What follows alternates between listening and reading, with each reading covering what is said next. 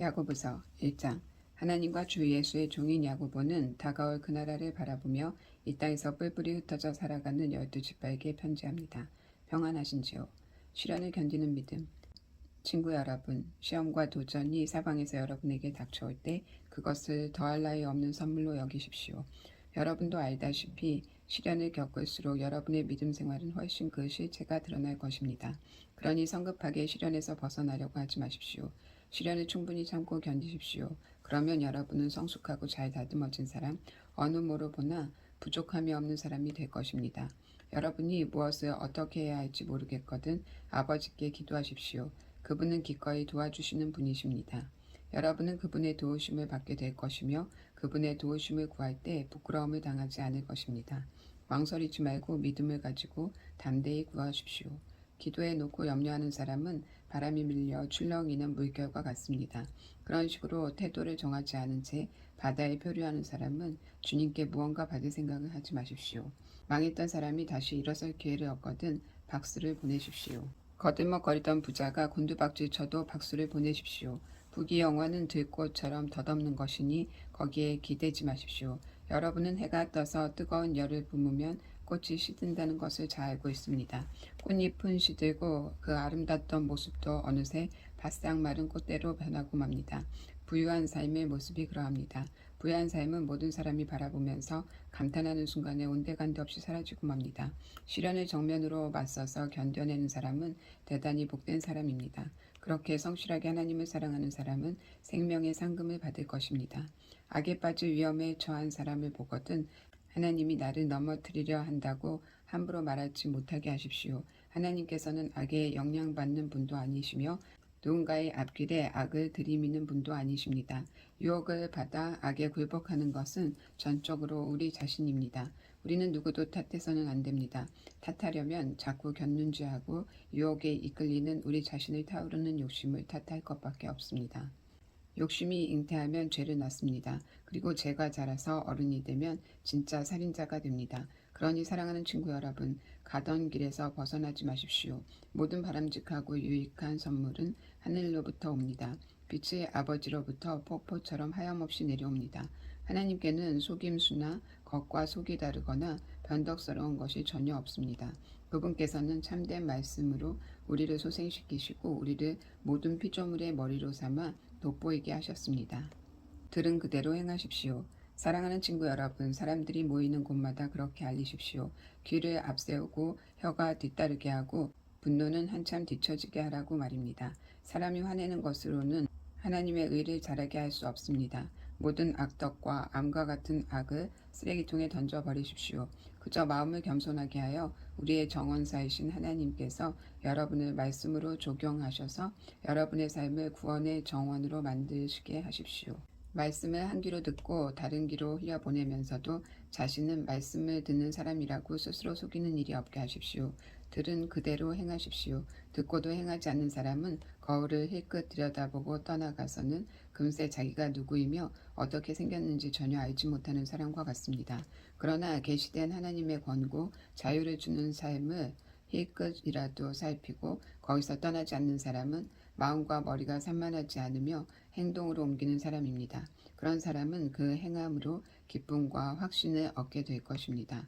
그럴듯한 말로 경건한 척하는 사람은 자기를 속이는 자입니다. 그러한 경건은 자기 자랑이자 허풍일 뿐입니다. 하나님 아버지 앞에서 인정받는 참된 경건은 어려움을 겪는 집, 없는 사람들과 사랑받지 못하는 사람들을 보살피고 하나님을 모르는 세상에 오염되지 않도록 조심하는 것입니다. 사랑이라는 고귀한 법. 2장. 사랑하는 친구 여러분, 그리스도께로부터 시작된 우리의 영광스러운 믿음 생활에 세상 사람들의 생각이 영향을 미치지 못하게 하십시오. 어떤 사람이 값비싼 정장 차림을 하고 여러분의 교회에 들어오고 뒤이어 누더기 옷차림의 노숙자가 들어왔다고 가정해봅시다. 여러분이 정장을 차려입은 사람에게는 선생님 여기 앉으십시오. 이 자리가 가장 좋은 자리입니다. 라고 말하면서 누더기를 걸친 노숙자는 아예 무시하거나 혹은 여기 뒷자리에 앉는 게 좋겠습니다. 라고 말한다면 여러분 하나님의 자녀들을 차별하고 남을 판단하는 신뢰할 수 없는 사람이 아니겠습니까? 사랑하는 친구 여러분, 귀 기울여 들으십시오. 하나님께서는 전혀 다르게 일하신다는 것이 이미 분명하게 드러나지 않았습니까? 그분께서는 세상의 가난한 사람들을 택하셔서 그 나라의 권리와 특권을 지닌 1등 시민이 되게 하셨습니다. 그 나라는 하나님을 사랑하는 사람 누구에게나 약속된 나라입니다. 그런데도 여러분은 여러분과 같은 시민들을 업신여겨 욕보이고 있습니다. 여러분을 착취하는 사람들은 지위가 높고 힘있는 자들이 아닙니까? 법정을 이용해 여러분에게 터무니없는 돈을 청구하는 사람들도 그들이 아닙니까? 여러분이 세례 때 받은 그리스도인이라는 새 이름을 경멸하는 사람들도 바로 그들이 아닙니까? 여러분이 내 자신을 사랑하듯이 다른 사람들을 사랑하라는 성경의 고귀한 법을 이행하면 그것은 잘하는 일입니다. 그러나 여러분이 이른바 유력 인사라고 하는 자들을 우대한다면 그것은 성경의 법을 어기는 것이고 여러분은 일로 말미암아 범법자가 됩니다. 여러분은 하나님의 율법 가운데 이러저러한 조항만 선택할 수 없고 특별히 한두 가지는 지키고 다른 것들을 무시할 수는 없습니다. 간음하지 말라고 하신 하나님께서 또한 살인하지 말라고 하셨습니다. 여러분이 간음하지는 않았으나 살인을 저질렀다고 가정해 봅시다. 그러면 여러분은 나는 간음하지 않았으니 그것으로 나의 살인죄가 상쇄될 거야 라고 생각하겠습니까? 그럴 수 없습니다. 여러분은 결국 살인범입니다. 여러분은 우리에게 자유를 주는 그 법에 따라 심판을 기다리는 사람처럼 말하고 행동하십시오. 여러분이 친절하게 행동하지 않으면 친절한 대우를 받기를 기대할 수 없을 것입니다. 친절한 자비는 언제나 무자비한 심판을 이깁니다. 행함이 있는 믿음. 사랑하는 친구 여러분, 여러분은 온갖 옳은 말씀을 배우기만 하고 아무것도 행하지 않으면서 잘 되기를 바랍니까? 어떤 사람이 믿음을 논하기만 하고 전혀 실천하지 않는다면 그 사람에게 믿음이 실제로 있는 것이겠습니까? 예를 들어 여러분의 옛 친구가 누더기를 걸친 채 굶주리고 있는데 그에게 다가가서 여복의 친구 그리스도를 입으시오. 성령 충만하시게 라고 말하면서 외투 한 벌이나 밥 한 그릇 주지 않고 떠나간다면 무슨 소용이 있겠습니까? 하나님의 말만 앞세우고 하나님의 행함이 없다면 그것은 터무니없는 지심이 분명하지 않습니까? 벌써 여러분 가운데 누군가가 좋습니다. 당신이 믿음을 맡으면 나는 행함을 맡겠습니다. 라고 말하는 소리가 들립니다. 성급하게 판단하지 마십시오. 내가 행함이 없는 믿음을 보여줄 수 없듯이 여러분도 믿음 없는 행함을 보여줄 수 없습니다. 믿음과 행함, 행함과 믿음은 뗄려야 뗄 수 없는 관계입니다. 여러분은 한 분이신 하나님을 믿는다고 공언하면서 마치 그것으로 대단한 일을 했다는 듯이 뒷짐을 진 채 만족해 하더군요. 참 대단합니다. 마귀들도 그렇게 합니다만 그것이 무슨 소용이 있겠습니까? 생각을 좀 해보십시오. 여러분은 믿음과 행함을 갈라놓고도 그것을 계속 죽지 않게 할 수 있다고 생각하는 것입니까? 우리 조상 아브라함이 자기 아들 이삭을 번제단에 바칠 때 행함으로 하나님과 바른 관계를 맺은 것이 아닙니까? 믿음과 행함은 함께 멍에를 맨 동반자임이 분명하지 않습니까? 믿음은 행함으로 나타나는 것이 아닙니까? 행함이 믿음의 행위라는 것은 다 아는 사실입니다. 성경은 아브라함이 하나님을 믿어 하나님과 바른 관계를 맺었다고 했는데 여기서 믿는다는 말의 온전한 의미는 그 행위까지 담고 있습니다. 아브라함이 하나님의 벗이라는 이름을 얻게 된 것은 그가 믿음과 행위를 하나로 조화시켰기 때문이 아닙니까? 사람이 하나님과 바른 관계를 맺는 것은 열매 맺지 못하는 믿음으로 되는 것이 아니라 행함으로 열매를 맺는 믿음으로 되는 것이 분명하지 않습니까? 여리고의 창녀 라합의 경우가 그러했습니다. 하나님이 그녀를 귀하게 여기신 것은 하나님의 정탐꾼을 숨겨주고 그들의 탈출을 도운 행위, 곧 믿음과 행함의 빈틈없는 일치 때문이 아니었습니까? 여러분이 육체와 영을 분리시키는 바로 그 순간에 여러분은 싸늘한 시체가 되고 맙니다. 믿음과 행함을 분리시켜 보십시오. 여러분이 얻을 것은 시체뿐입니다. 말의 힘 3장. 친구 여러분, 성급하게 선생이 되려고 하지 마십시오. 가르치면은 막중한 책임이 따릅니다. 선생은 가장 엄격한 기준을 적용받습니다. 우리 가운데 완전한 자격을 갖춘 사람은 하나도 없습니다.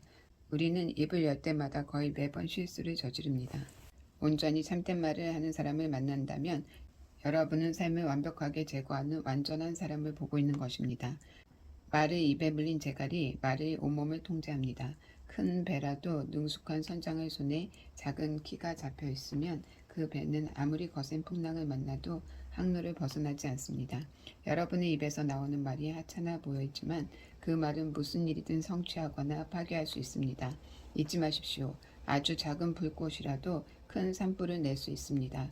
여러분의 입에서 나오는 부주의한 말이나 부적절한 말이 그 같은 일을 합니다. 우리는 말로 세상을 파괴할 수도 있고 조화를 무질서로 바꿀 수도 있고 명성에 먹칠을 할 수도 있고 지옥 구덩이에서 올라오는 연기처럼 온 세상을 허망하게 사라지게 할 수도 있습니다. 두려운 일이 아닐 수 없습니다. 여러분이 호랑이는 길들일 수 있지만 혀는 길들일 수 없습니다. 이제껏 혀를 길들인 사람은 아무도 없었습니다.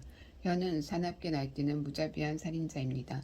우리는 혀로 하나님 우리 아버지를 찬양하기도 하고 바로 그 혀로 하나님이 자기 형상대로 지으신 사람들을 저주하기도 합니다. 한 입에서 저주도 나오고 찬양도 나옵니다. 친구 여러분, 그런 일이 계속 일어나서는 안 됩니다. 샘이 하루는 단물을 내고 다음 날은 쓴물을 낼 수 있겠습니까? 사과나무가 딸기를 낼 수 있습니까? 딸기 덩쿨이 사과를 낼 수 있습니까? 더러운 진흙 구덩이에서 맑고 시원한 물 한 잔을 얻을 수 있겠습니까? 참된 지혜. 지혜롭다는 평판을 쌓고 싶습니까? 여기 여러분이 할 일이 있습니다. 제대로 살고 지혜롭게 살고 겸손하게 사십시오. 중요한 것은 여러분이 말하는 방식이 아니라 사는 방식입니다. 야비한 야심은 지혜가 아닙니다. 스스로 지혜롭다고 뽐내는 것도 지혜가 아닙니다. 지혜롭게 보이려고 진실을 왜곡해 말하는 것도 지혜가 아닙니다. 그것은 지혜와는 한참 거리가 먼, 그것은 짐승같이 약삭빠르고 악마같이 교활한 속임수일 뿐입니다. 여러분이 다른 사람보다 더 낫게 보이려고 하거나 다른 사람을 이기려고 할 때마다 일은 엉망이 되고 서로 멱살을 잡는 것으로 끝나고 말 것입니다. 참된 지혜, 하나님의 지혜는 거룩한 삶에서 시작됩니다. 참된 지혜의 특징은 다른 사람들과 평화롭게 지내는 것입니다. 참된 지혜는 온유하고 이치에 맞으며 자비와 축복이 넘칩니다. 하루는 뜨겁고 다음 날은 차갑고 하지 않습니다. 겉과 속이 다르지 않습니다. 여러분이 서로 평화롭게 지내고 품위와 예의를 갖춘 서로를 대하려고 노력한다면 여러분은 하나님과 바른 관계를 맺고 사는 건강하고 튼튼한 공동체를 세우고 그 열매 또한 맛보게 될 것입니다. 하나님 뜻대로 사는 삶. 4장. 여러분은 이 모든 형편없는 싸움과 다툼이 어디에서 비롯된다고 생각합니까?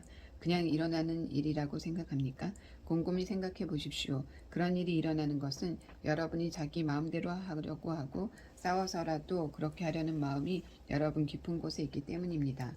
여러분은 자신이 갖지 못한 것을 탐하고 살인까지 해서라도 그것을 얻으려고 합니다. 여러분의 것이 아닌 것을 가지려다가 폭력까지 휘두르고 맙니다. 여러분은 그런 것을 달라고 하나님께 구하지는 않겠지요. 그 이유가 무엇입니까? 여러분이 가질 권리가 없는 것을 구하고 있음을 잘 알기 때문입니다. 여러분은 매번 자기 마음대로 하려고 하니 버릇없는 아이와 같습니다. 여러분은 하나님을 속이고 있습니다. 온통 자기 마음대로 살거나 기회 있을 때마다 세상과 놀아나는 것이 여러분이 원하는 바라면 여러분은 결국 하나님의 원수가 되어 하나님과 그분의 길을 거스리고 말 것입니다. 여러분은 하나님께서 관심하지 않으신다고 생각합니까? 잠언은 하나님은 맹렬히 질투하는 연인이시다 라고 말합니다.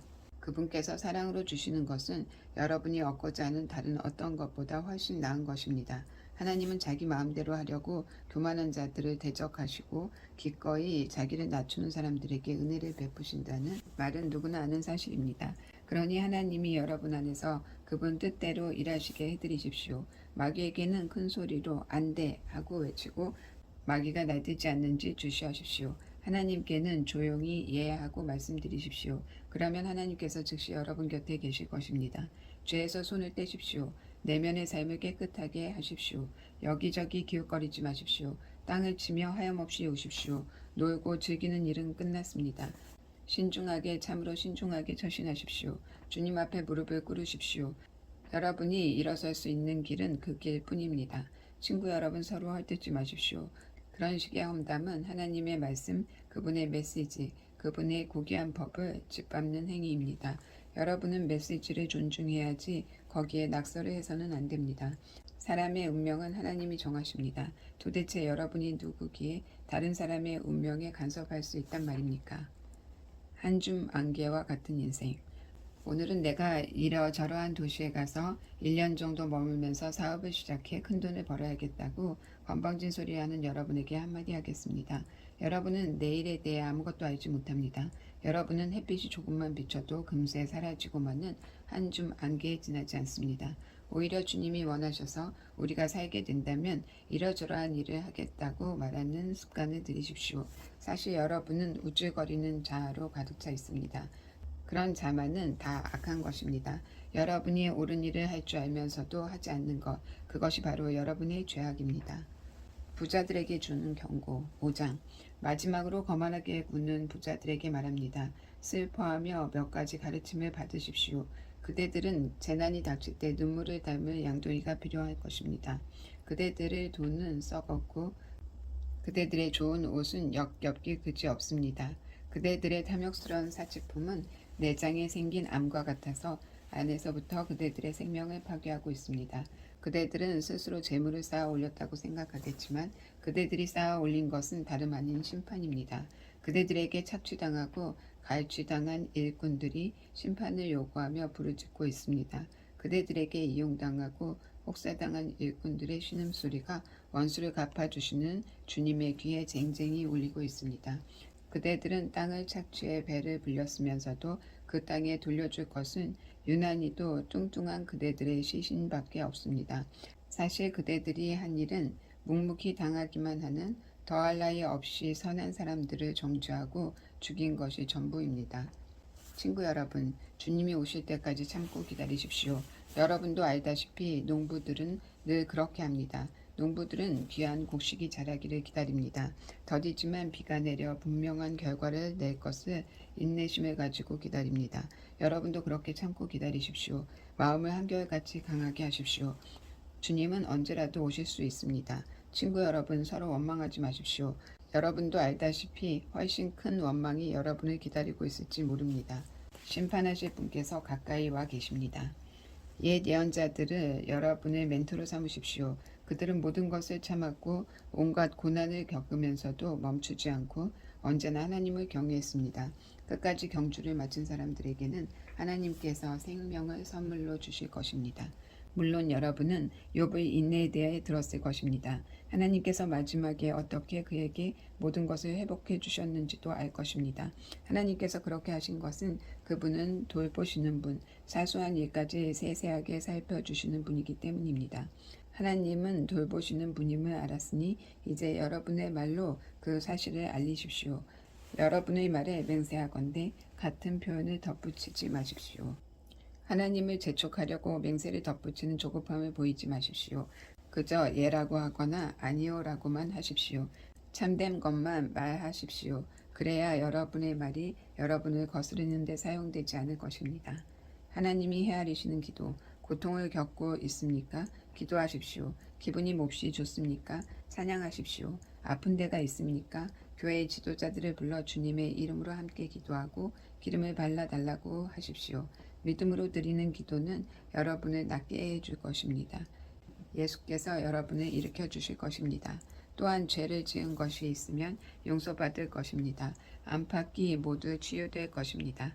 여러분 모두가 함께 실천할 것이 있습니다. 서로 죄를 고백하고 서로를 위해 기도하십시오. 그러면 여러분의 병이 낫고 온전해져서 더불어 살 수 있을 것입니다. 하나님과 바른 관계를 맺고 사는 사람의 기도는 하나님께서 헤아리실 만큼 강력한 힘을 발휘합니다. 예컨대 엘리야는 우리와 똑같은 사람이었으나 비가 오지 않게 해달라고 간절히 기도하자 비가 내리지 않았습니다. 3년 6개월 동안 한 방울도 내리지 않았습니다. 그 후에 비를 내려달라고 기도하자 비가 내렸습니다. 소나기가 내려 모든 것이 다시 자라기 시작했습니다. 사랑하는 친구 여러분, 하나님이 진리에서 떠난 사람들을 알고 있거든 그들을 포기하지 마십시오. 그들을 찾아가십시오. 그들을 돌아서게 하십시오. 이는 귀한 생명들을 파멸해서 건져내는 일이며 하나님을 등지는 일이 전염병처럼 퍼지는 것을 막는 일입니다.